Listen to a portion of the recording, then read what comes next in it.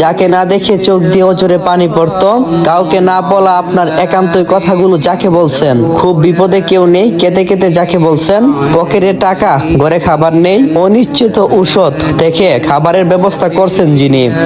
কতই চাওয়া মাকে বলিনি, বাবাকেও বলিনি, রাতের আধারে কেঁদে কেঁদে মহান আল্লাহকে বলছি, কত অপরাধ করছি কেউ দেখিনি, একজন দেখছেন, কিন্তু তিনি গোপন রেখেছেন, বারবার ভুল করেছি তিনি ক্ষমা করছেন, অদৃশ্য ইশারায় সাবধান করে দিয়েছেন, মমতাময়ী মা আমার আদরের সন্তান, প্রিয়তমা স্ত্রীর ভালোবাসা দিয়ে অদৃশ্য ভালোবাসা আমাকে যিনি দিয়েছেন আর সবচেয়ে বেশি ভালোবেসেছেন, সবচেয়ে আপন সুমহান প্রতিপালকের মুখামুখি। সাহাবীদের প্রশ্নের জবাবে নবীজি সাল্লাল্লাহু আলাইহি সাল্লাম বলবেন, আমরা যেমন পৃথিবী থেকে চাঁদকে স্পষ্ট দেখি,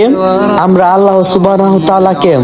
ঠিক এভাবেই দেখব ইনশাআল্লাহ। আল্লাহকে দেখা জান্নাতীদের সবচেয়ে বড় নিয়ামত।